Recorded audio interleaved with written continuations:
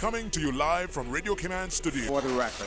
For the record. For the record. Hear from your government officials, independents, and the opposition on issues that matter to you. For the record. Engage in an open dialogue between residents and lawmakers. For the record. For the record.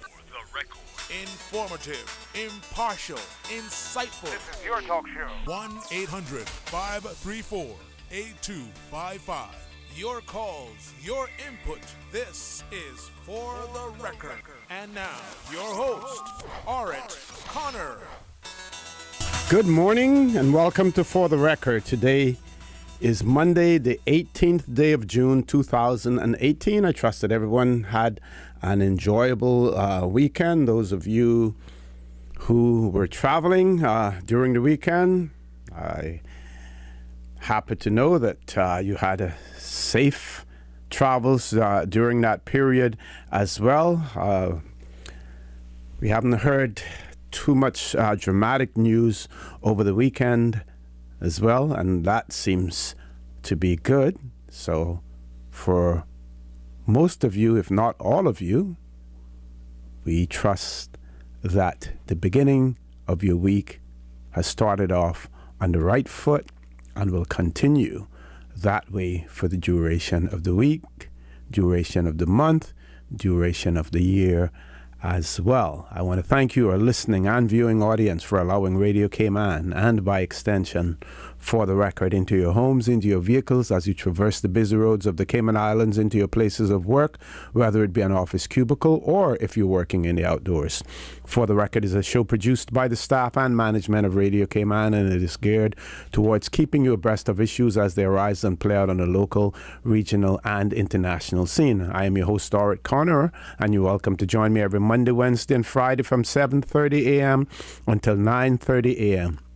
During those hours, our phone lines are always open. There is always someone there waiting to take your calls. Nor actually, she's in the studio early in the morning waiting to take your calls. None other than that beautiful radio voice of Miss Susan Watson. You can call us on our toll-free number provided courtesy of Flo. That toll-free number is 1-800-534-8255. You can also call us on 949-8037 and 949-6990. Of course, if you don't like to talk on the telephone, then you can email us at For the Record. That is one word, For the Record, at candw.ky. And we also have a WhatsApp number. That WhatsApp number is 925-3261. And there we encourage you to leave us a voice note or send us a text message. If you leave a voice note, then the contents of that voice note will be played during the course of the show as well. And now, if you thought that the function in the UK and the ceremony that we had on the lawn of the old glass house, the government administration building, if you thought that that was the beginning and the end of us celebrating 60 years of a coat of arms, then you were really, really mistaken, because there are lots more things to happen, and it is my pleasure to have in the studio with me this morning the chairperson of the committee that has been established to coordinate the celebration, the 60th year celebration of the introduction of a coat of arms in the Cayman Islands, none other than Mr. Alfonso Wright. And he's becoming a regular in the studio now. This is the third time in a month, I believe. Mr. Alfonso, good morning, sir. Welcome to For the Record. Belated Father's Day. Happy Father's Day to you, and a belated Happy Father's Day to all of those men out there. And I even say belated Happy Father's Day to some women, because there are some women who have to serve play the role not only of a mother, but as a father as well, for various reasons. And in many of those instances, the reasons are because the father isn't there, because they're deadbeat fathers who are engage in making children, but not necessarily supporting them so that they can make them and turn them into fine adults as well. So, Mr. Fonzo, good morning, sir. Welcome back to For the Record. Good morning, Mr. Connor, and good morning all those listening on radio and watching on TV. I'm happy to be here, and thank you for the Father's Day greeting. I also wish to express the same to you, and thank you, and all those who are out there listening as well. And I'm so happy that you not only wish fathers a happy belated Father's Day, but your mention of women, because in many of my greetings yesterday, I did make mention of the same thing, that we do take a lot for granted, and many times women play the role of both mother and father. Sometimes, most times, I know it's deadbeat fathers who just don't play their role, but sometimes they are genuine circumstances under which women are left to take care of children on their own. And usually, mothers are the ones that we can always depend upon to do what they can to keep the family together and support their children. And yes, I'm happy to be here again. We are nearing our biggest event yet, Mr. Connor. We appreciate the support of Radio Cayman and many opportunities that we get to come on here to help spread the message.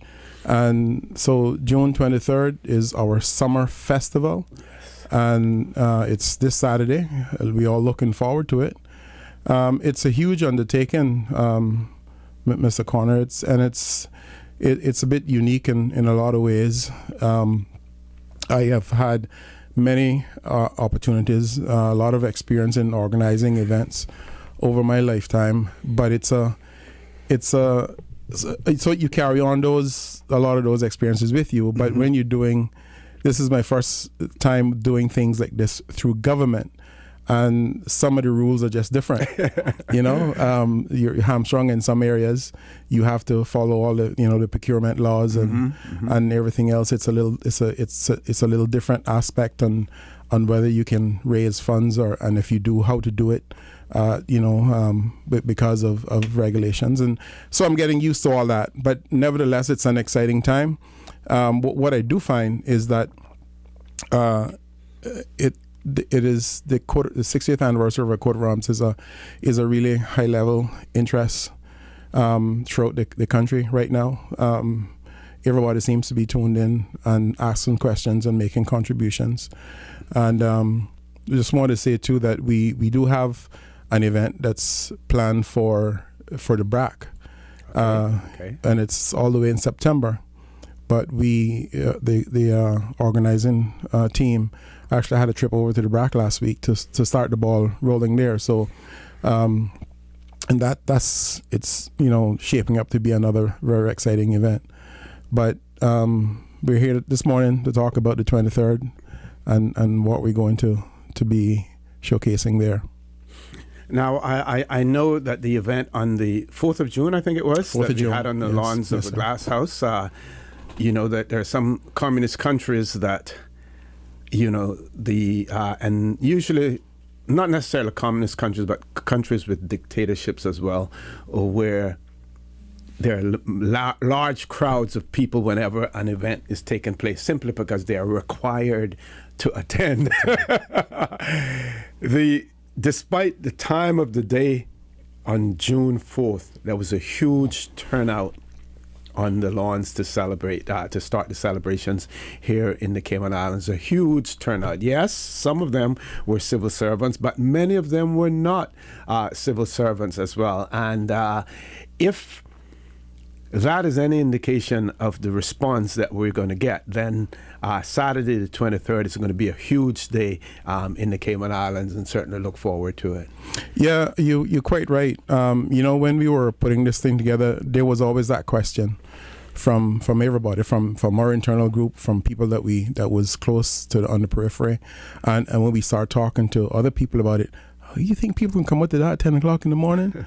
But like I say, I think it's clear that the interest is there, and while we seem to ignore, for want of a better word, or the cultural aspects of Cayman or things that are important historically, once you once you start talking about it, it kind of invokes this deep seated interest and this patriotism in our people that it's there, but somehow we suppress it. But once you start talking about it, people get excited and want to know more and want to tell you their stories, because many of the things that we do, there are people who remember things, that are important to them and that were important to the country back in those days.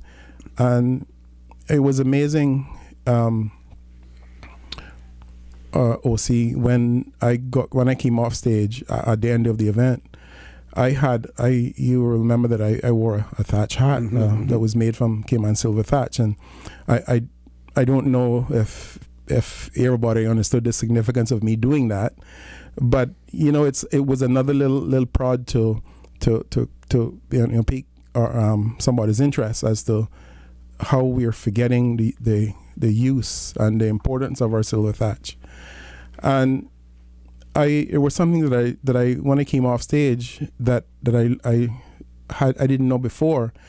Somebody came and was commenting to me about the hat and said to me that the hat that I had on, there are two different ways of making the thatch hats. Okay.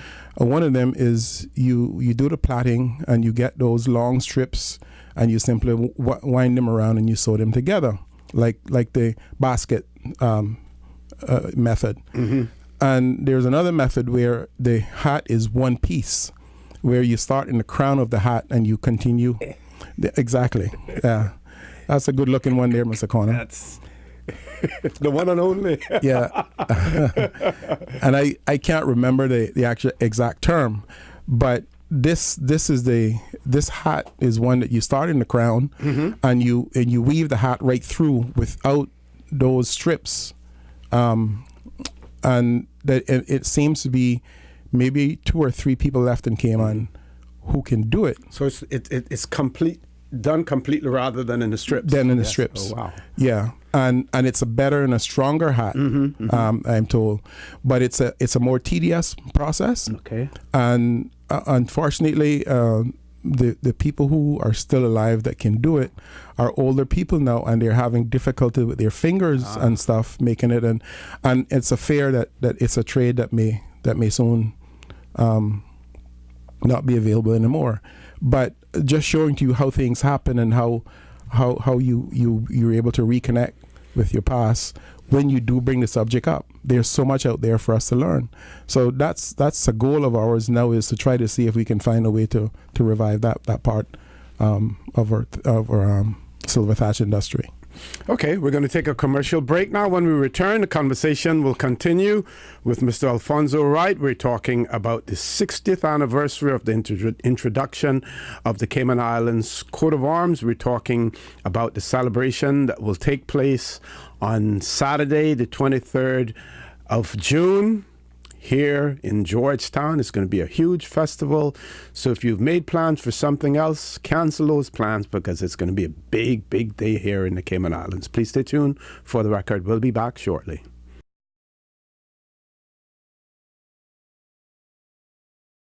Good morning and welcome back to For the Record. In the studio with me this morning, Mr. Alfonso Wright, who's the chairperson of the committee that has been established to help us celebrate the 60th year of the introduction of the coat of arms in the Cayman Islands. And Cayman has a rich history.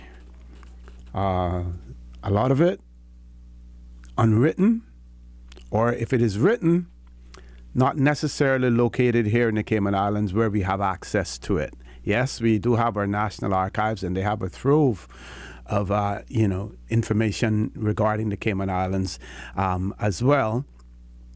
But we certainly need more. We need to do more research. We need to certainly ensure that we educate, especially our youngsters, as to the history of the Cayman Islands. Mr. Fonzo, we started off, I know, getting right into things, but for the benefit of our listening and viewing audience, can you detail exactly how we got to this point, the point that we're at now, where on the 23rd, Saturday 23rd, we'll be celebrating. So where we've come from to there, and then where we'll be going after that as well.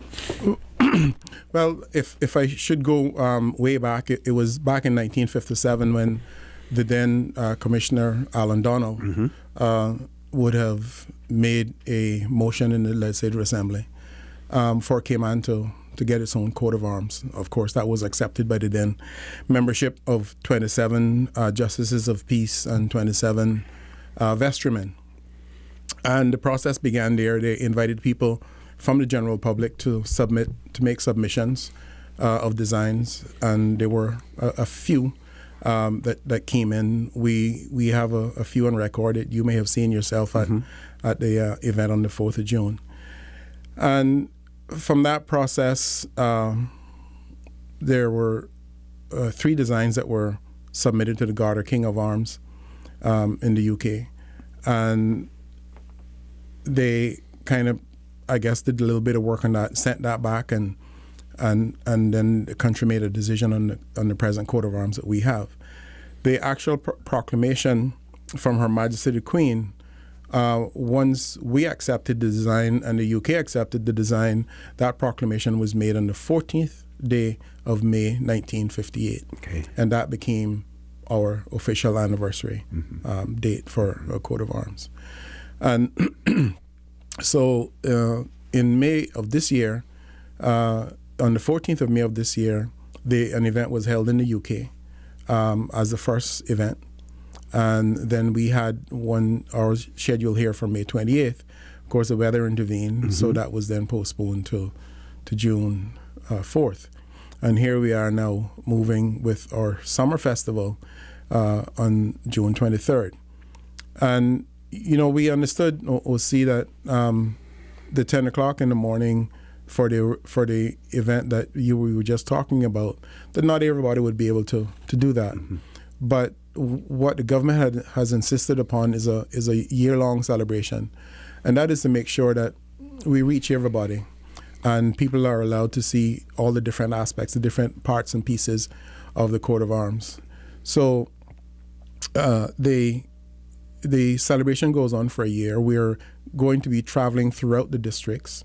There's some educational components to this with the schools that we are working on that we're not able to right now just say how much or how far that's we're going to be able to go with that. But we figure that's probably the most important element, because right now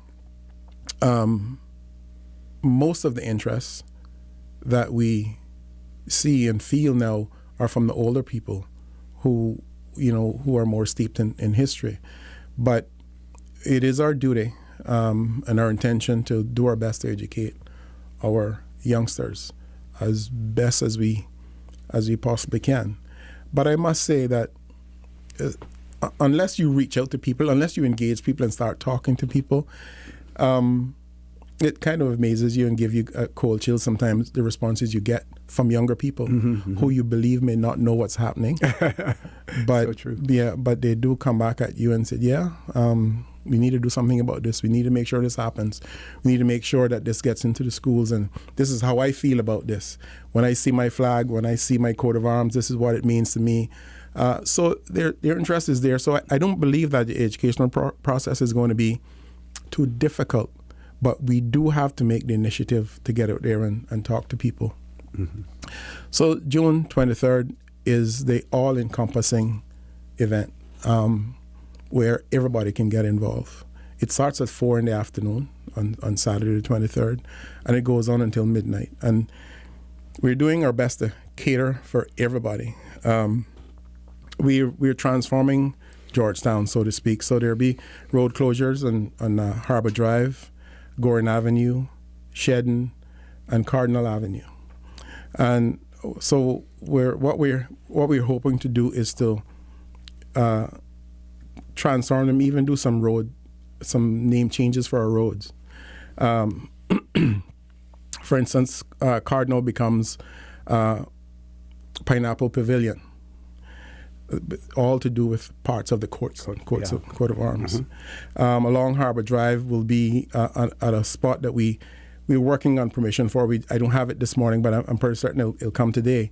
Is we have an area what we call Little Lions, which is again the lion in the coat of arms, and that will be our kids zone where we'll have activities for children up to like 12 years old.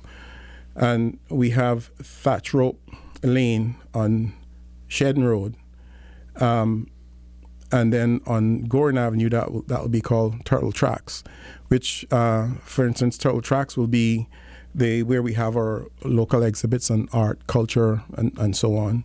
And Pineapple Pavilion will be our food area. And we also have a lot of corporate involvement with a lot of our local companies are also exhibiting. For instance, people like the Blood Bank will be out there doing their drives in education. We have people from Cayman AIDS Foundation. We have like the Water Authority. We have the Red Cross also out there. We're gonna have we are expecting a lot of people out there, and if we're lucky and have good weather, we probably get a couple of thousand people out there throughout the day. So the period from 4 to 8, Mr. Connor, is more of the all-encompassing family events where we have all the kid stuff going on, and the family events like the folk singers and that type of entertainment. Incidentally, Mr. Connor, we have reached out to DCFS, the Department of Children and Family Services, who have come on board with us and partnering with us, and they are reaching out to all their seniors in all the districts and inviting them in, and we're making special preparation for them to be able to host them for as long as they want to. That they can put them in a good spot where they can enjoy all the activities. Because while they may be senior citizens, a lot of them are still very mobile and want to get around and talk to people and even dance a little bit. So we're doing our best to make sure that everybody's involved. Okay, now I know. I think we have about 2 minutes before, or 1 minute before. On the event on the 4th of June, there was a huge demand for mementos from the occasion. The booklets, just the programs themselves, people wanted those. The cups, the pins, and everything. When we return after the news, we want to talk about, whether or not those will be available, whether or not we will have people there selling thatch products as well. I would love to see the turtle farm there, maybe even selling some turtle meat, cooked or otherwise, or do some caterpie. I was talking to Mr. Anglin on Friday about caterpie as well, but I'm told that we have to go to our 8 o'clock news now, but we have lots to talk about, folks, so hang in there. For the record, we'll be back immediately after the 8 o'clock news.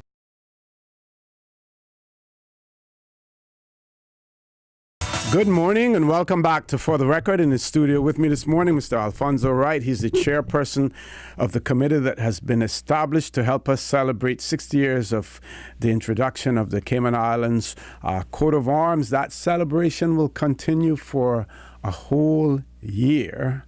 And we had a kickoff on the 14th. 14th of May. 14th of May in the UK. Yeah. And then our first celebration was scheduled here in Cayman for the 28th of May. That was postponed because of rain, and we had a huge turnout on the 4th of June on the lawns of the Glass House. Food, celebration, speeches, everything that you could think of, and many mementos of that occasion as well.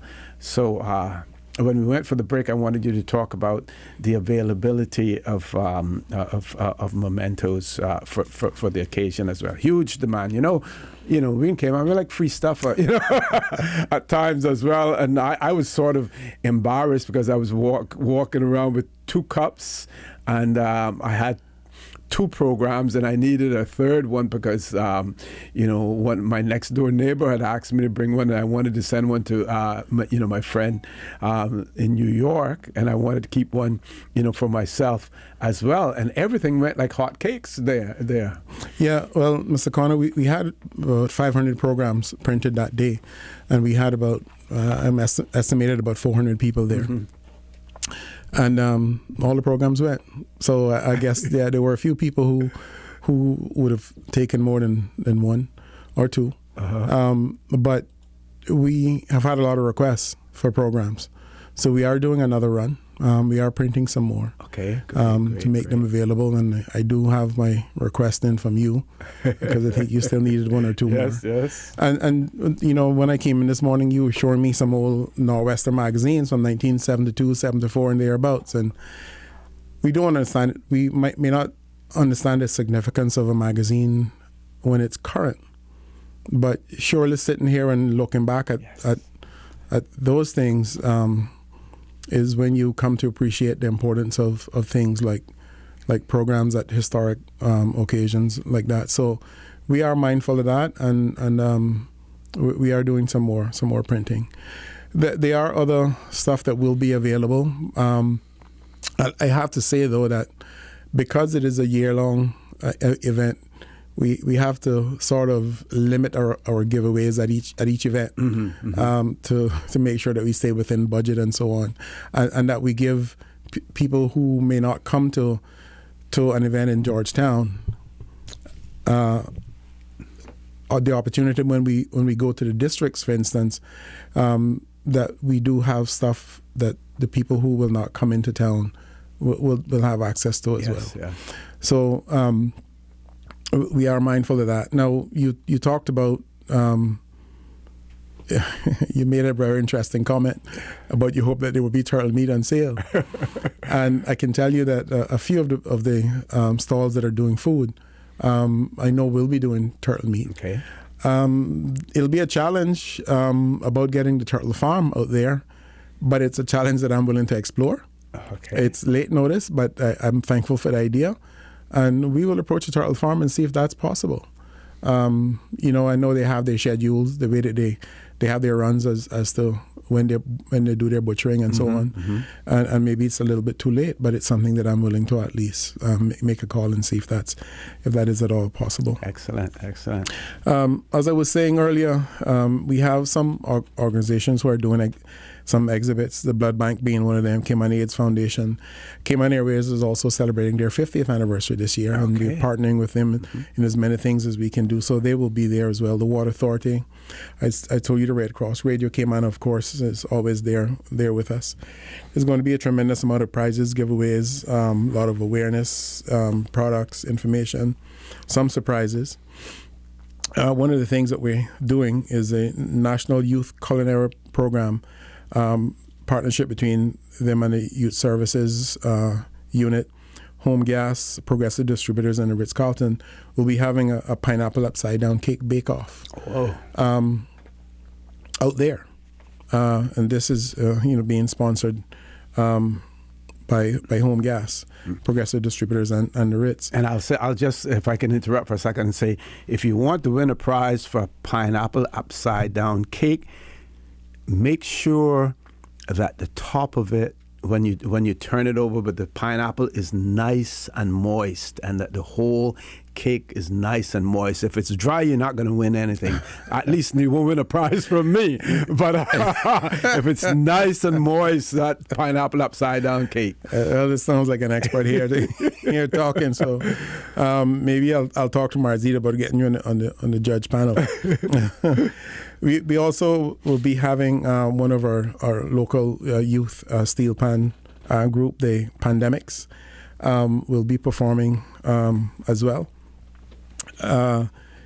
We, like I was saying to you earlier, we have a pineapple pavilion, which is one of the roads that we're renaming. Will be food stalls and the bake-off stuff. Mm-hmm. The stage itself is that which will be on Harbor Drive at the end of Cardinal.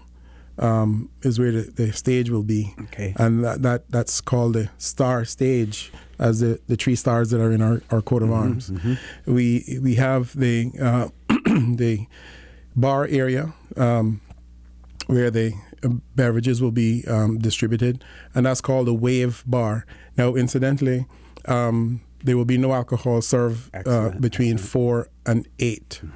The adult entertainment starts at 8 o'clock, right after the fireworks, and then alcohol will go on sale. So we're trying to keep it as family friendly as we possibly can. Thatch rope lean will be our arts, craft, and specialty items, and turtle tracks will be history and culture exhibits. And the museum also will be open from 4 until 8. So they're participating as a partner as well, and will be extending their hours. And I told you already about the Little Lions kids zone area. Okay. I think we have one caller. Let's go to the phone lines. Caller, good morning. Welcome to For the Record. See? Good morning. Good morning, Alfonso. Good morning. How are you all doing? I am doing well, thank you. Fine. How are you? Oh, I'm very thankful and highly blessed every day. That's good. And Mr. Alfonso, now, you were speaking earlier about the hat, right? Yes, ma'am. You said the word weaving. Yes, ma'am. That's not the correct word. The word is plaiting. Plaiting. Correct. Okay. Yeah? Yes. And the other type of hat is called, I think you said something else. It is called knitting. Knitting the hat. Okay, so that's the one that you do all in one. Yes, sir. Okay. Well, I did say that I didn't know what the method was called, so. Yeah, it is knitting. Because a lot of people also say weaving too, but I tried my best to correct them. It is plaiting, because I am one of the crafters. Yes, ma'am. So do you do that hat? That Learned that. I'm sorry that I didn't learn that from Miss Izzy Powell and them. Because I learned my plaiting from them. But I'm sorry. And you did say that it's only a few that still know how to do that, and they are the elderly people. Yes. Huh? Yes. Yeah. Ma'am. And you said you're going to try to get some arrangements going that it can be taught to the younger, Yes, or ma'am. to the Yes, ma'am. That'd be very, very good. Yep. Very, very, very, very good. Because I myself would be trying to get my fingers going in that one. Well, okay. But listen, it's a hard process. That's what I've heard. That's exactly what I've heard. It is hard. You have to have your strings so much smaller than when you're doing the strings for the plaiting. The strings had to be much, much smaller. I remember that much. Yeah, Okay. so I'll let you all continue, and I'll continue listening. Thank you. And you all have a good day. Thank you so much. Thank you very much. All right, I had the hat that I had on was special made for me by Miss Rose May from West Bay. Okay. And I went to her on Saturday evening, and she measured my head and told me to come back on Sunday afternoon. Now, of course, she had the plaiting and all that done. She just had to, put the hat together then. And she I asked her to put a sweatband in there for me. Okay. And I stood up there and watched her. And maybe this is something, it probably won't be new to people who are in the trade, but she actually took a regular sewing needle and made and got what I would call thread from the thatch. She just stripped off a really thin strip of thatch and used that like you would use thread. Okay. So that when she weaved the sweatband in, you couldn't see the stitching on the outside. Okay. It just blended right in with it. And these are the little things, I guess. I have to imagine that must be a common thing that you do when you're doing thatch work, to put the different pieces together. But I don't remember seeing it done before, although my grandmother used to do a lot of thatch work. When I used to be around her, but I don't remember seeing that particular aspect. Now, you have the trademark for that, or she has a trademark for it? Because it sounds as if it's something that you would want to trademark, and I hope that she will have some of those available out there on Saturday, because I certainly would want to have one myself. Well, I hope she's listening, but she was so accommodating. You know, and the hat was made. I mean, well made. I love it. I've you know, I got it in a secure place right now because I had a few threats about it. Okay, we have one caller, but since we're so close to a commercial break, we're going to take the break. And when we return, we're going to take that caller. So caller, please hang in there. For the record, we'll be back shortly.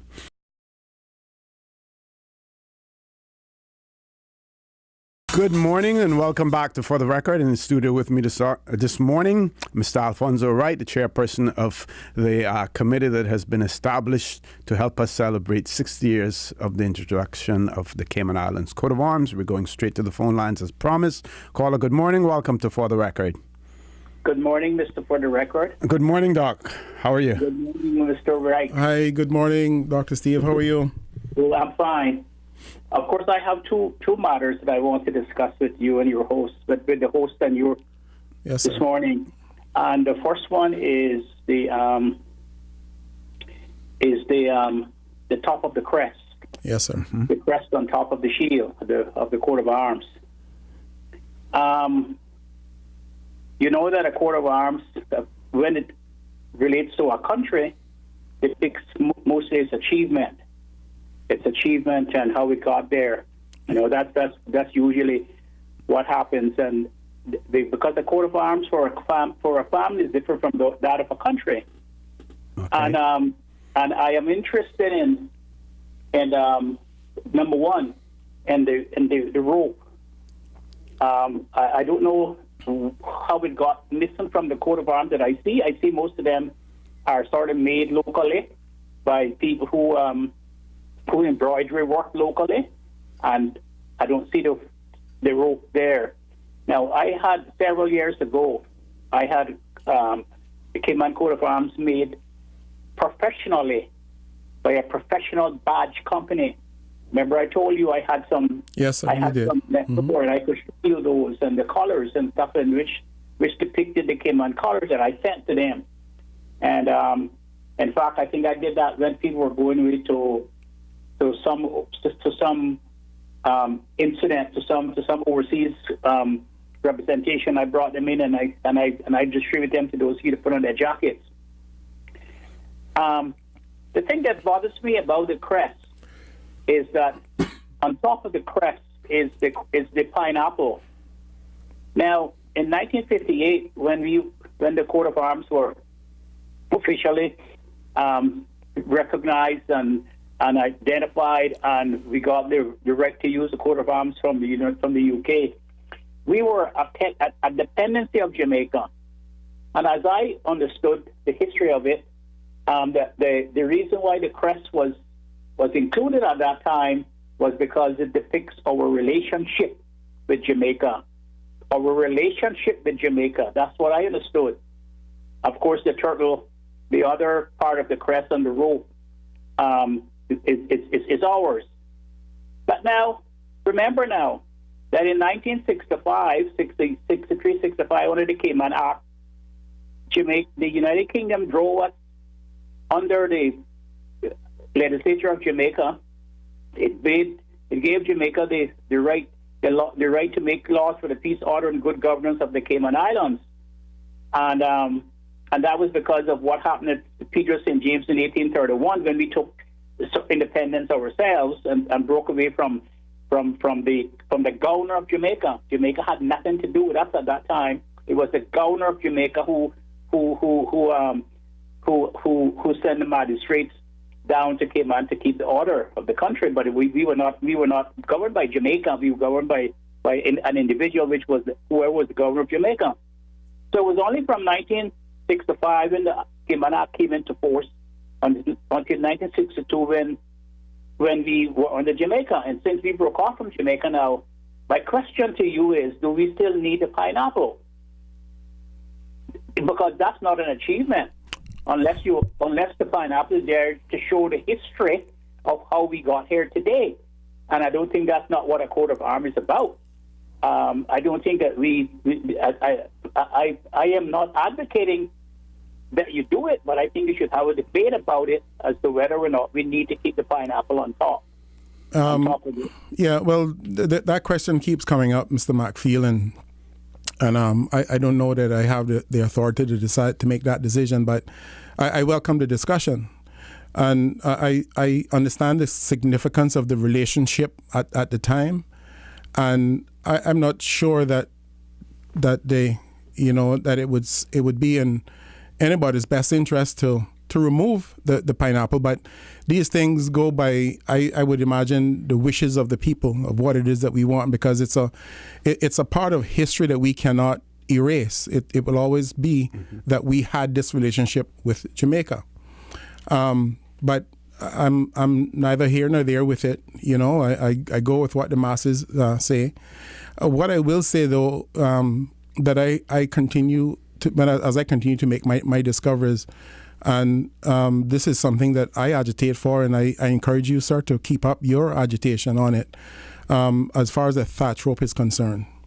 Because it was quite clear in all of the correspondence that I have seen that one of the things that the Cayman people wanted to retain was that the thatch rope took some form of prominence in our history, and it was in all of the suggestions that came from the Caymanians, it always included the thatch rope.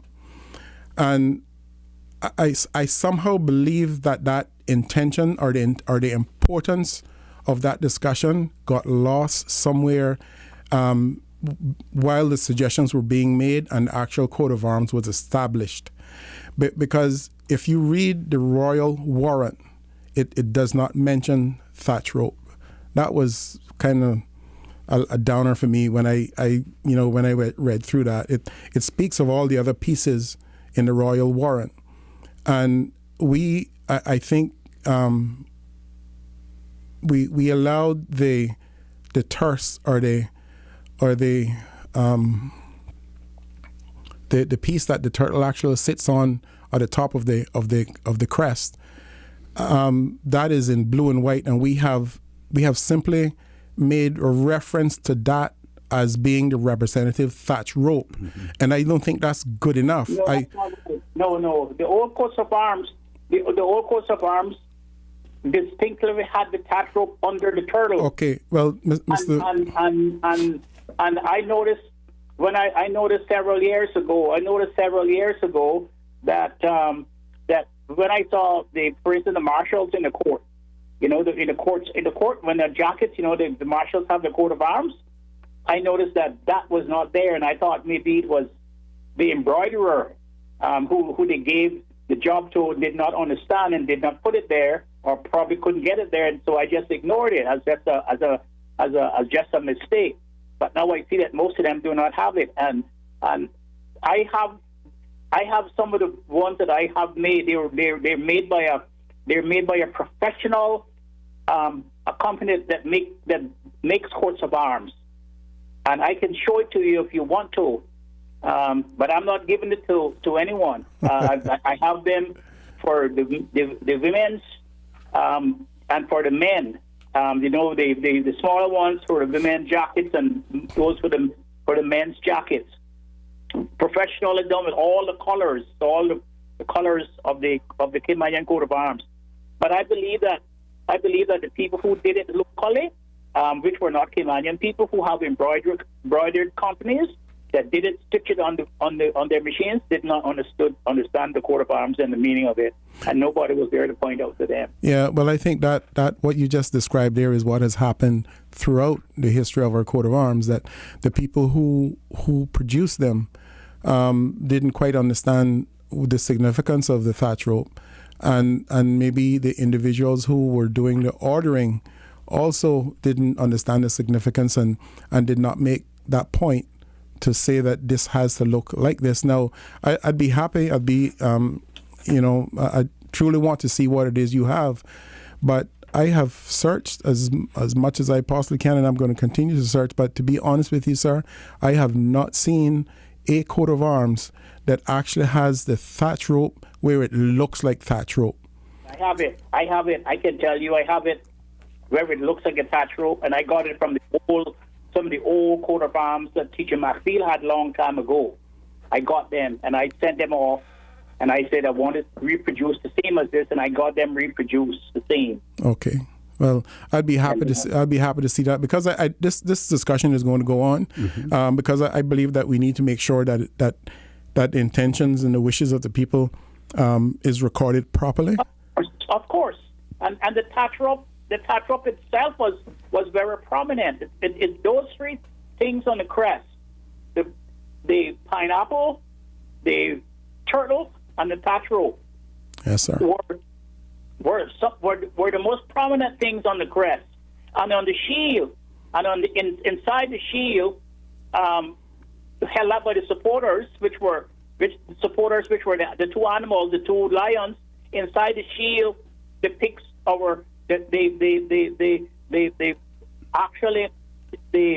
depicts our country, the sea, the stars representing the different countries and so forth, and then the motto on the bottom.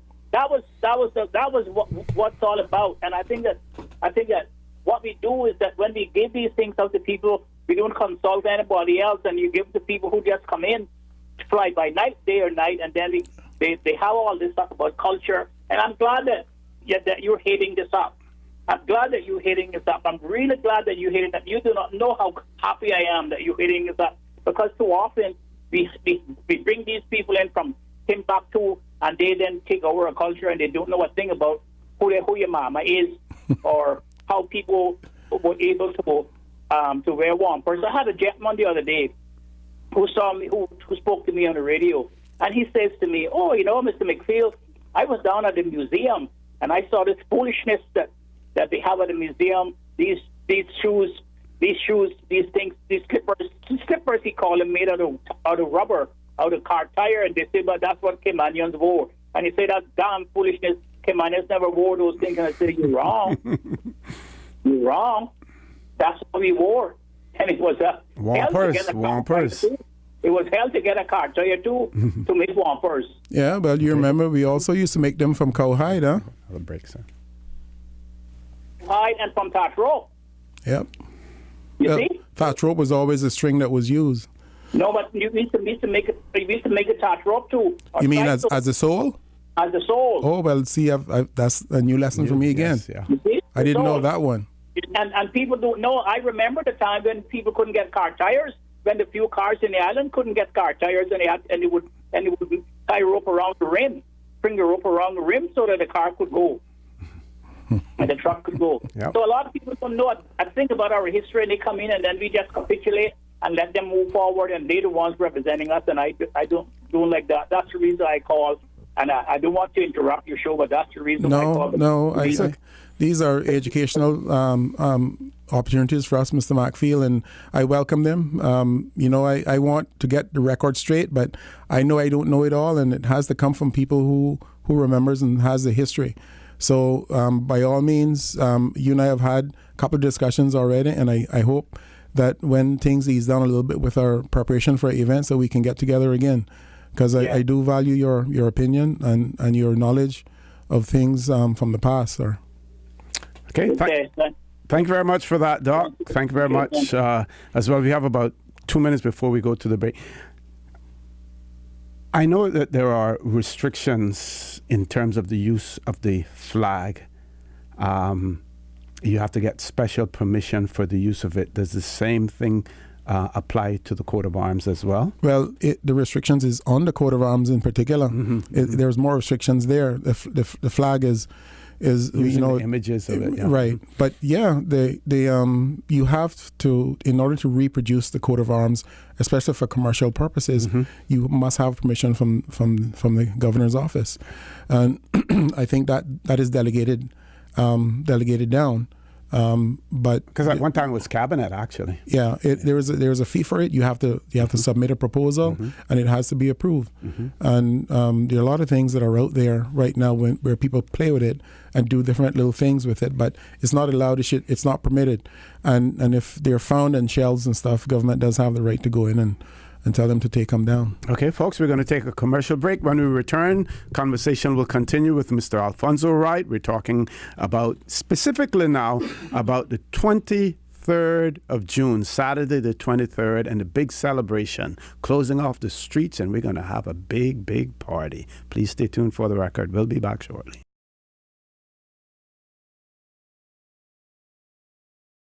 Good morning and welcome back to For the Record. In the studio with me this morning, the chairperson of the committee that has been established to coordinate the celebration of 60 years of the introduction of the Cayman Islands coat of arms, Mr. Alfonso Wright. Want to remind you, our toll-free number is working, 1-800-534-8255. You can also call us on 949-8037 and 949-6990. You can email us at fortherecord, one word, fortherecord at candw.ky. And we have our WhatsApp number as well, and that WhatsApp number is 925-3261. You can leave us a voice note or send us a text message as well. Mr. Fonzo, I noticed that our Cayman Islands coat of arms, also what's unique about it is that the motto is in English, in our language, as opposed to other countries where the motto is in Latin, as well. Have we? And in that proclamation, is there anything in there in relation to the motto? Because and I'm not arguing that it should be in Latin at all. I'm just saying that that's a unique feature that we have made it simple so that our people can understand exactly what it says without having to go to find a Latin dictionary or something like that to translate it. Latin is one of the things that when I was in school, it was called a dead language. It's funny you say that, Mr. Cornum. Actually, the motto in our coat of arms was actually taken from the Bible, from Psalms 24, verse 2. But what I will say is that one of the designs that were submitted had the motto in Latin. Okay. And I was just searching my records here because I usually take that piece of paper with me and I don't have it. But it actually made reference to the sea. It was something about the sea is our pasture or something like that. But it was in Latin. So yeah, we did avoid that little tradition there, and was able to get our motto done in simple English, of which I prefer. Okay. And I did issue the challenge to Mr. Graham Rankin about the fireworks, and I am told that there's going to be his people in Florida are working on a special. I hope I'm not telling tales out, but I can at least say to people, expect special fireworks for that night as well. I'm told we have two callers. Let's go to the phone lines. Caller, good morning. First caller, good morning. Welcome to For the Record. Good morning, gentlemen. Excellent discussion this morning. Good morning. Thank you very much. Yeah, and glad to hear Mr. Wright is, leading this in this way and really championing the cause. Just a couple of quick things. One is you're just now speaking about the motto that's put at the bottom of the coat of arms. Mm-hmm. Yes. A little interesting factoid. I looked some time ago on the flags of the world. Our flag might be the only flag of any nation in the world that has a quotation direct from the Bible in English in the flag. It'd be real interesting to check that out because it's on our coat of arms, you see. Mm-hmm. And the second thing, in terms of the thatch rope, if we are going to finally get it officially recognized in the script that describes the coat of arms, I have a little suggestion to make. Where I have seen it represented is in just two colors, blue and white. And as you know, you don't lay thatch rope with just two strands. It has to be three. My little suggestion is, if we're going to make any change, make it be red, white, and blue. You can keep the blue and white we have today, but for goodness sake, if we're going to represent thatch rope, do it right. You know what I mean. Uh-huh. And how about the turtle on Saturday? Oh, no, listen now. When I heard the voice, I thought that's what I was going to hear, Mr. Connor. When I heard the voice, I said, yes, we got turtle. Keep the turtle on top. We want it in the pot. and I hope you know green turtle too, Yes. I since you said that, if you don't mind, I would like to offer perhaps a slight counterpoint to Dr. McField. Okay. We shouldn't attempt to be revisionist historians. The fact of the matter is we had a very long and intimate relationship with Jamaica. And if the pineapple is the means by which we acknowledge and respect that reality, keep it. Let's not forget who we are and where we came from, but at the same time being very proud of who we became. Correct. Yes. You know? But thank you so much, gentlemen. I leave it to the other callers. I'm sure they may have things. Thank you very much. Thank you Possibly very of much. greater importance. Thank you. Very much, and have a blessed day. God You bless. too. You too. Next call. I'm told that the switchboard is full, so we're going to take all of those calls. Next caller. Good morning. Welcome to For the Record. Good morning again, Jose. Good morning again. Yes, Mr. Alfonso, Yes, ma'am. there's, I can say a huge number of people that is interested in knowing the cost, because they did hear and actually know that you can get those pins, the celebration pins Yes, ma'am. from the museum. So they are interested in knowing what's the cost of them. Okay, the Celebrate Cayman pins are different from the coat of arm pins, and they're right now we're not selling them. We're simply allowing the people to get them, and I know that's another thing we'll have to reorder. But the coat of arm pins that are sold by the museum is different from the 60th anniversary pin. So, and there's no charge for that. But they can wear one on each lapel. Of course they can. Thank you very much, caller, for that. Next caller, good morning. Welcome to For the Record. Hello. Good morning, sir. Good morning, gentlemen. Good morning. I just want to bring up something. I don't know if it's, well, I guess it is related. But a couple of days ago, or last week sometime, there was a picture of a person. I think one of those real estate agent persons had done some marathon or some sporting thing representing the Cayman Islands, and they were holding up the flag in this picture, and they had the flag back to front. When I say that, they had the Union Jack on the right and the coat of arms part on the on the left, and I think that maybe they don't know, the right position. I just think that that's something we need to let people know if they're going to use the flag, that they use it properly and put it, because she's there posing somewhere with the Cayman flag, but like I said, holding it up in the wrong way. So that's something maybe we could look into, letting people know the right position for the flag to be in. Yes, thank you. I'll just leave it there. Thank you very much for that, Colin. I believe that there was something posted on Facebook a few weeks ago as well, with the flag being flown upside down. And I believe that it may have been at a government location as well. So again, flag etiquette. Unfortunately, these things do happen, but they're simple things that shouldn't happen. Right. If you have a duty to hoist a flag, you should know the basics of how it should be flown. Or if you're taking a picture with a flag, or our flag, it has to be positioned correctly. It's not like some flags that in a way you hold them, it's right side up. Ours is not like that. Yep. I think we can take one more call before we go to our headline news at 9 o'clock. Caller, good morning. Welcome to For the Record. Good morning, Jose. Good morning.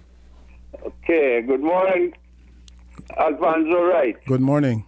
Okay, James Sterling Banks again. Okay, speaking of that coat of arms, that's what I was going to speak about a couple of days ago, but I didn't get through with that. Look, I got shut off or something. But anyhow, the coat of arms have the piece of rope, the turtle sitting on the piece of rope. Yes. I have a painting of that coat of arms.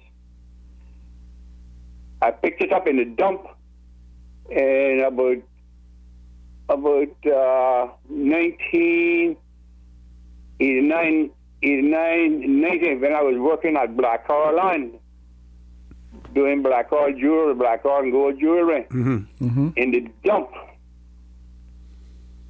dump, I found this is a painting, good, pretty painting. It's scored up and thing.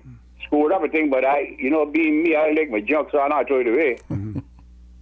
So I kept that. I still got that. You may want to bring it out and show it to us on Saturday. That's This right. is what I wanted to speak about. I think that must have been on Friday or something, Wednesday or Friday. And to definitely show where this... See, I didn't know. I heard about the rope not being there, so I didn't know. That's why I wanted to find out about the location and stuff like that, or was that going to be there, so I could personally see that, to know when I said something, I know what I was saying. What color is the rope? The rope is blue and white, as far as I can remember. Right. I put the piece up in my locker here now. It was downstairs in my garage for years and years and years, and getting all screwed up and things. But I decided to take it out, blow it off with a compressor air there, and clean it up and bring it upstairs. Well, Jimmy, two things I would suggest when they're doing your district, that you would want to have that you can display. But if you leave your number with Miss Susan, I'm sure that Mr. Fonzo would want to get in touch with you as well, to take a look at that and maybe possibly have that on display. You have an approximate date in terms of when you found it, and if we're lucky enough, maybe the artist or the person who painted that may have put their signature on it as well as a date, if we're lucky with that. But do leave your information with Miss Susan so that Mr. Fonzo can get in touch with you. We're going to take a break now, go to headline news at 9 o'clock. We can keep talking some more, I'm told. You still there, Jimmy? Yeah, just give me one shot, man. Sure. That rope has to be on that crest. It has to be on that. Listen, 90% of the thatch work that was done in Cayman, it was done in West Bay. 90%, not less than that. East End too, North Side too. But that's what I'm saying. But I know that because I was involved in that myself. Okay. Look at the thatch, drying it, peeling it down, twisting the rope, laying it, trimming it up, and go and sell it. I was involved in that, so I know the amount of rope that used to come out of West Bay. Trust me. So that is one of the most important things on the. And as far as he has founded upon the seas, there's no country in this world that has that. So we are going to remain with that. Trust me. Okay. Our coat of arms is ours. That's right. Okay. Thank you very much for that, Jimmy. We can go to our headline news now, and I want to remind people that Radio Cayman, we're streaming live for the record, is streaming live on YouTube as well. So if you have no other way of accessing us, you can certainly access us on YouTube. If you type in Radio Cayman live streaming, please stay tuned for the record. We'll be back immediately after the 9 o'clock headline news.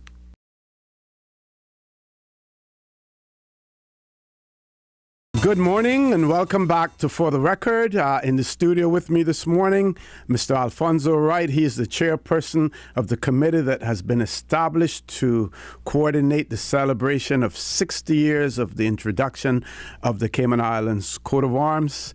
We're talking about in general, about the coat of arms, given a history of it. We've had a lot of feedback from our listening audience as well. We're also talking about the big celebration that will take place on Saturday, the 23rd of June. That's this coming Saturday as well. Several roads will be closed off for that celebration, and it'll start from 4 o'clock in the afternoon and go on until midnight.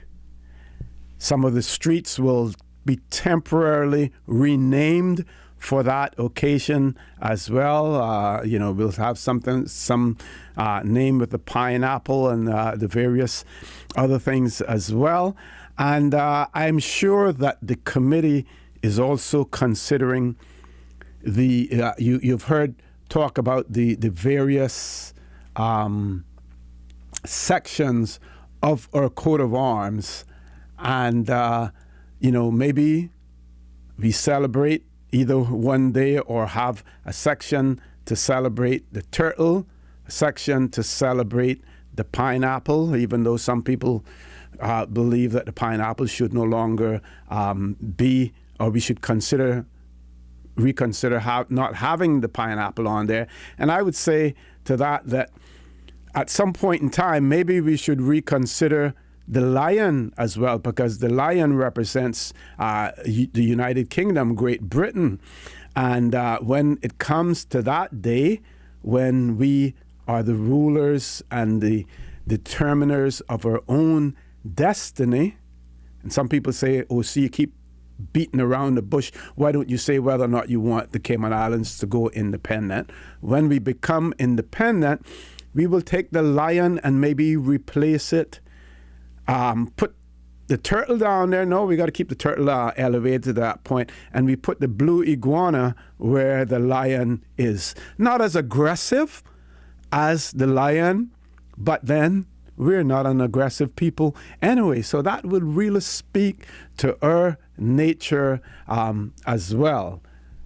So this is a good time for us to discuss reconfiguration of the Cayman Islands coat of arms without losing the historical perspective of it as well. Ms. Susan, do we have any calls at the moment?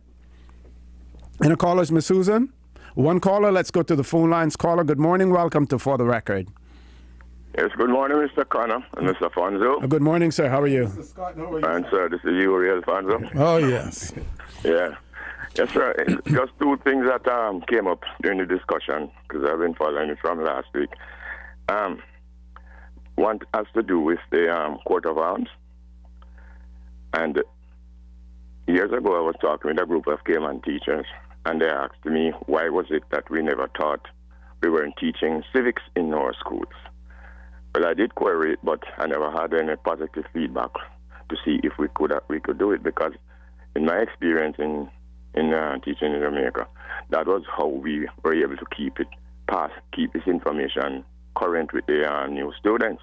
It was not an exam subject, but each student knew where they were coming from, etc.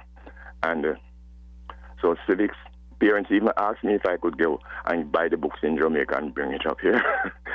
but civics, and then another thing is the coat of arms. We have a 4-H club now established in Cayman, and in my experience, the 4-H Foundation in Jamaica, they have a national 4-H Achievement Day where we do a lot of competition. And this is where the students get to show off their skills and are kept current about where they're coming from.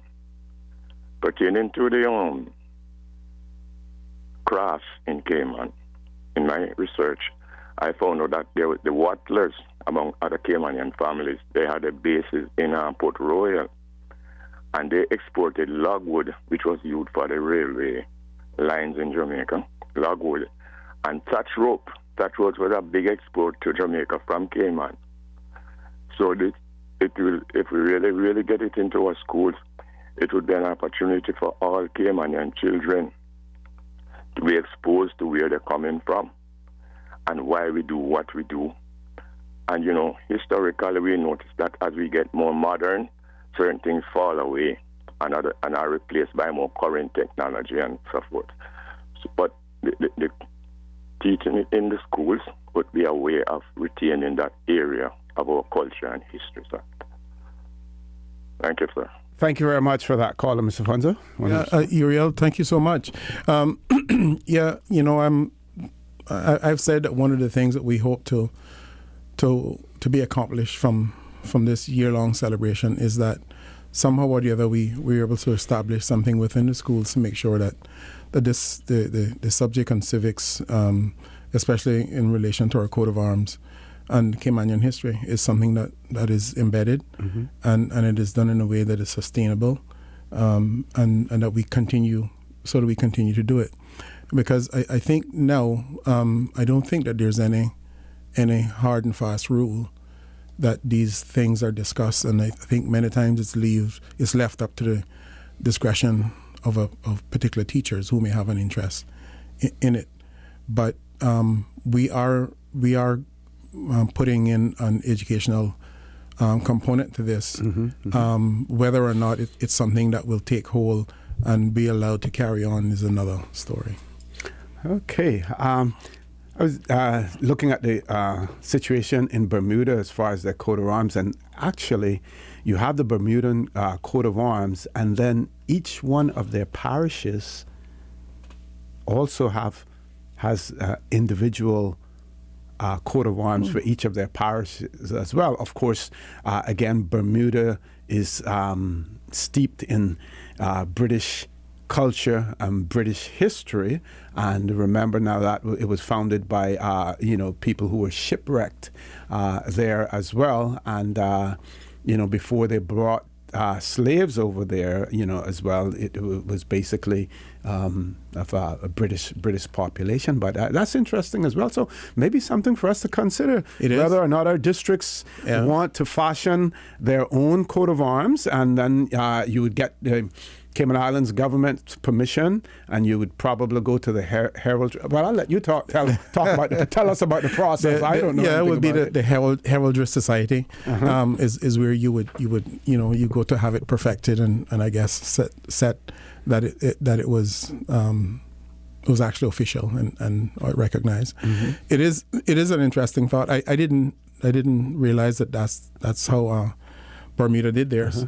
But that's a step that we should be able to look at. Yeah, because you hear now, we all every district is making claim, and rightly so, to dealing with thatch rope, making thatch rope and everything else. I mean, even here in Georgetown, I talked to my good friend Alan Moore, known as Ha Ha, and his grandmother, Miss Lily, and they used to do the thatch rope and stuff like that.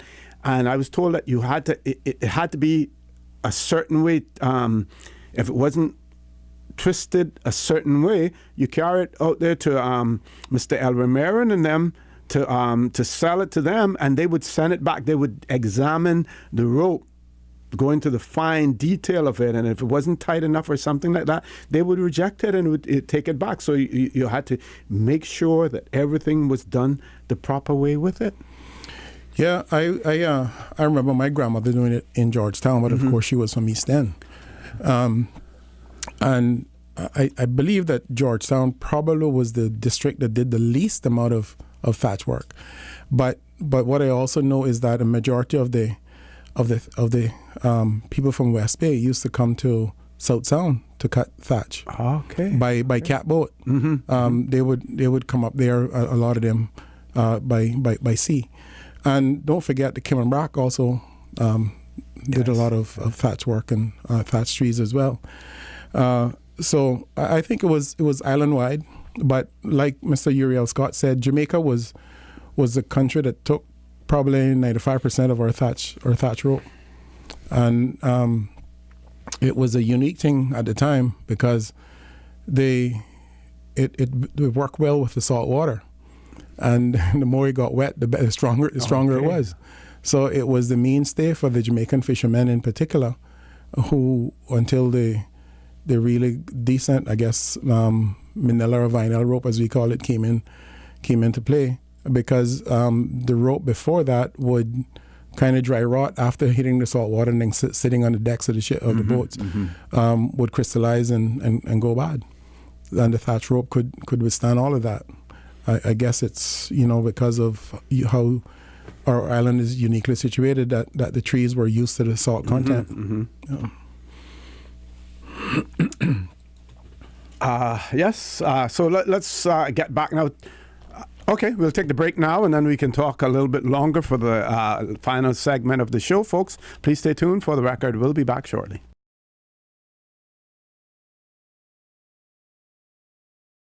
Good morning and welcome back to For the Record. We're on the last leg of our show this morning. In the studio with me, Mr. Alfonso Wright. He's the chairperson of the committee that has been established to coordinate, organize the celebration of our coat of arms, 60 years of our coat of arms here in the Cayman Islands. And I'm going to throw the mic back over to him because we have this this huge celebration that's going to take place in Georgetown on Saturday, the 23rd of June.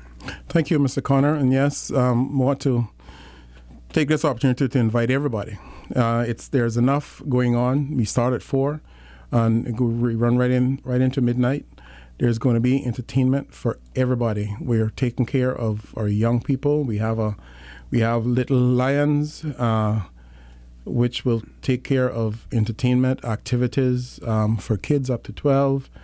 We have Pineapple Pavilion. We have Pineapple, which we'll have all our food stalls, and we'll also host a bake-off. Our Star Stage, which represents the 3 stars in our coat of arms.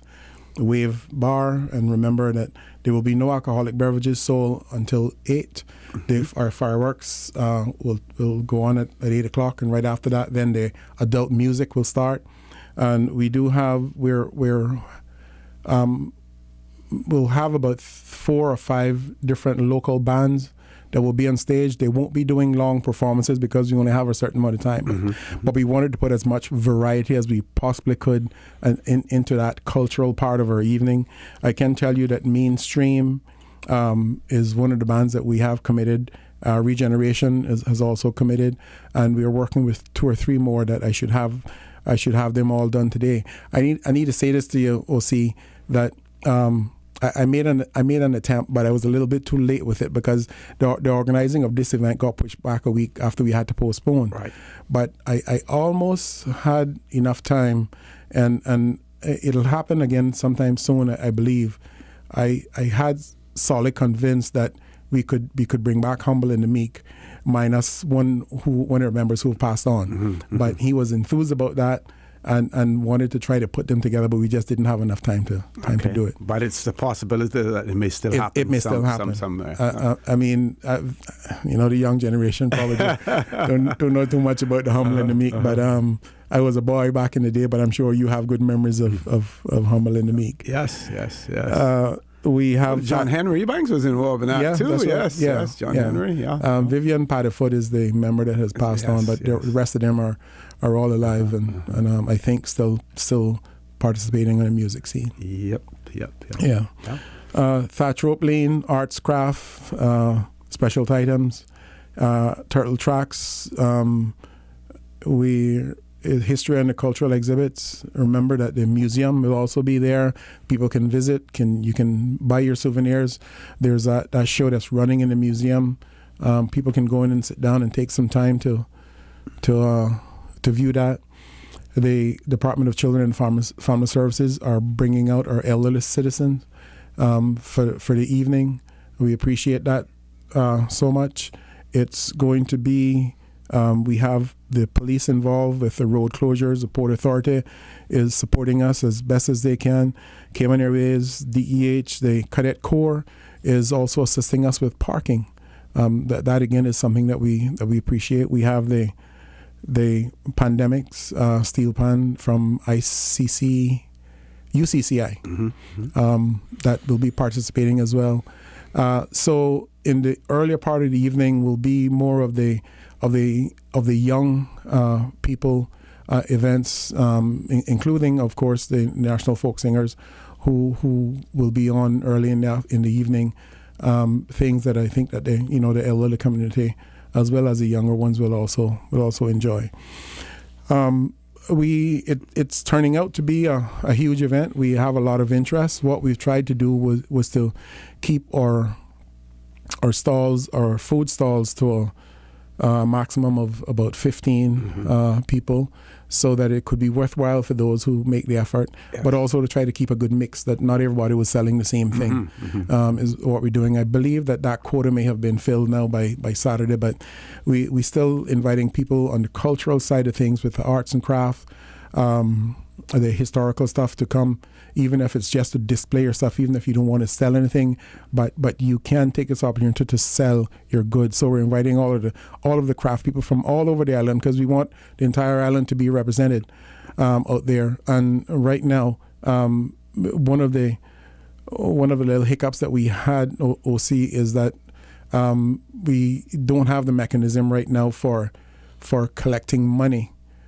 Because of the type of event that this is. So the stalls are free. no one you don't have to pay an entry fee for the stalls. At all. So that's good. Yeah, that's good. Absolutely. More an incentive. But and even mango season is in too, so you can have a mango stall there too. Well, yeah, we hadn't seen any of that come up, but I'll say this: putting on my other hat now, in that chairman of the museum board, they do have an event called Mango Season that is in its third year. And that's coming off now in July. We kind of had to push that back because of the late start of the mango season, and hoping that that'll be a better time to do that, because we had so much rain this year, and whenever we have a lot of rain, we don't have good mango crop. But we want to invite everybody, take advantage of this opportunity. It's good. It's good for one and all. It's going to be a fantastic cultural, historical event. It's for all ages. We're working with a lot of the companies throughout the community that's helping us to put this on to make it a great event. And also, we'll see this. It takes a lot of people to run an event this size. So we have a list of volunteers, but we need more. So you can visit our website at celebrateCayman.gov.ky. There's a page there that you can register for volunteering. Call me, 916-1499. I'll be happy to put your name down and let you know what it is that you can do, but we do need a tremendous amount of volunteers. Okay, we have one caller who has rejoined us. Let's go to the phone lines. Caller, good morning. Welcome back to For the Record. Good morning, Mr. For the Record again. Good morning, sir. I do like to hear facts, and I don't like to correct people, but I like when things are spoken in the public, especially on radio and television. I always like to share the correct facts with people. Mr. Alfonso Wright said that he doesn't know if it was the salt, the parts were resilient to salt or not, but it wasn't the salt. You had to cut the thatch at the specific phase of the moon, and because the thatch was also used for thatch houses. You could if you cut the thatch not within the specific phase of the moon. I don't know if it was the young moon or the old moon or whatever it was. The thatch was no good. It would rot quickly. And so the old people knew on what particular phase of the moon to cut the thatch, and the thatch would not rot. And that is what that is how they thatched their houses, and they put on their roofs and they made the rope. And then the other gentleman who called about the logwood export to Jamaica, he's completely wrong. The logwood export to Jamaica was, and the bark from the red mango tree was to make dye. The logwood was not exported to Jamaica to make railroad ties. That's not correct. It was there to make ties. They pulverized the logwood, soaked it, made dyes, and they dye cloth and wood and things like that. And some of the and I think they even made a polish in Jamaica called cardinal polish. I don't know if OC remember that. Yes, I do. Because you had to, it came as a paste, and you put it on your wood floor. Yeah. And you, after you had stained your wood floor with logwood dye, you put that on your wood floor, and then you got a coconut husk to polish it. Coconut half the coconut, dried coconut, and you polish it with it. Yeah. You got on your knees and you polish your floor until your floor was shiny. You had to use that part of the coconut around the stem of the coconut, because you had to cut it where it didn't come cut through the actual nut itself. Exactly. Yes. Exactly. And then you got on your knees, and every Sunday you polish your shoe, your house, so that Sunday when you come from some church and stuff, your house was your shoulders was shine. Yeah. And your house was shining. So maybe Mr. Alfonso Wright could also extend this into some sort of a, I don't know, some sort of a, I wouldn't say a book, but some sort of handbook about some of the cultural facts of Cayman, so that people can read them and people don't go away with the wrong impression. But the thatch the thatch to make the rope was cut at a specific phase of the moon. You would have to ask people like Mr. Dowse and all those people who are older who did it now what phase of the moon that was that they cut the thatch so that thatch did not rot. Yeah, I am aware of that, Mr. McPhail, and I made that reference to the salt being another aspect of the thatch, but I was aware of that. But I also, now that you say that, I remember talking about the fish pots, the sticks that we would use for the fish pots as well, that you had to cut them on the right moon too. Yeah, or otherwise they would rot. Yeah. You would get worms would take them in the water. I think he's gone. But yeah, that's okay. Oh, there he is. Thank you very much, Doc, for that. Thank you very much, Mr. Fonzo. Yep. Thank you, Mr. McPhail. Okay. And I think that's the last call that we have there for the morning. So I want to give you an opportunity for some wrap-up comments as well. And I don't want to compare this celebration to any other, but what I found, I know on the 4th of June, at the Glass House there were displays out there, showing the copies of the proclamation and things of that nature.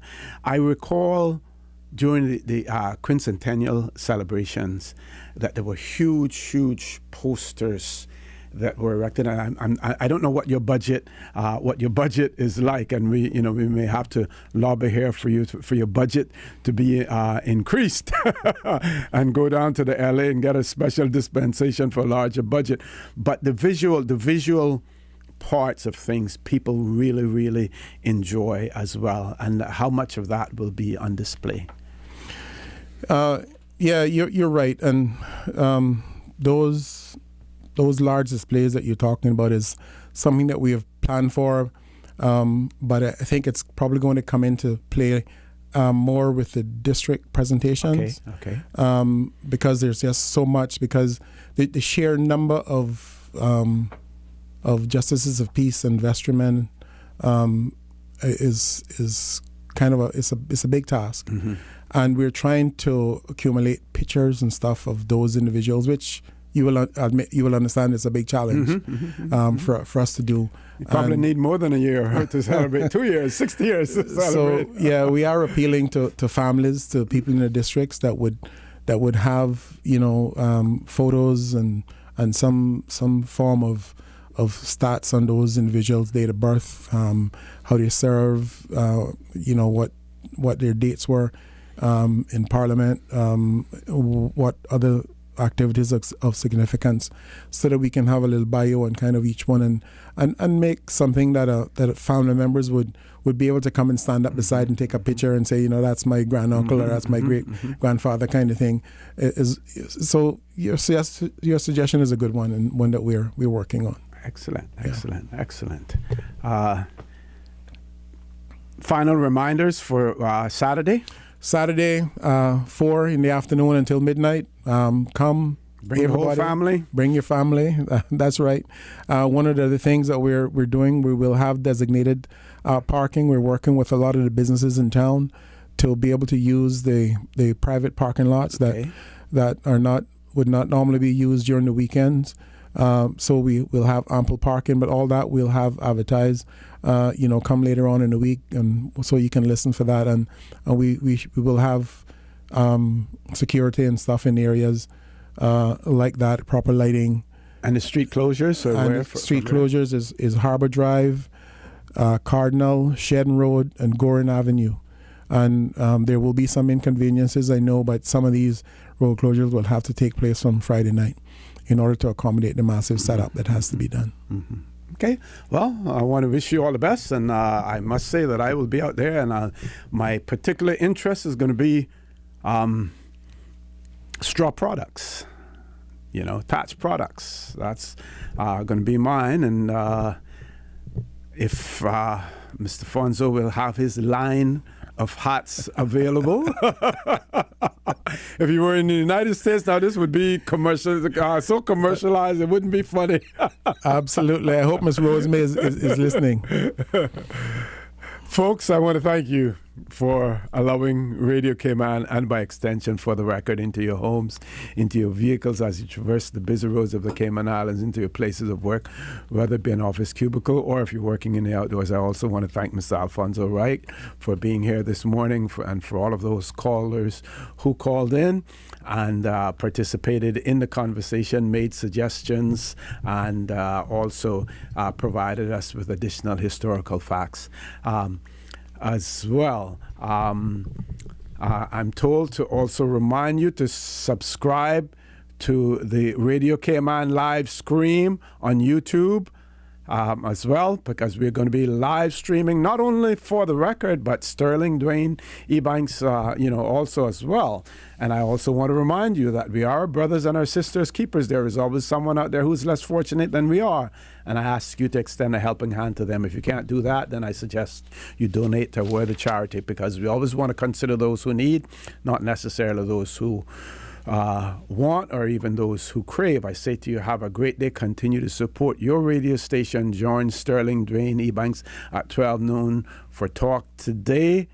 And again, register for Cayman, Radio Cayman live stream as well on YouTube. Subscribe to that on YouTube as well. We're coming to you in various forms and fashions these days, so no excuse whatsoever not to support your radio station, Radio Cayman. Have a great day, and as usual, we ask the good Lord to bless these three beautiful, wonderful Cayman Islands.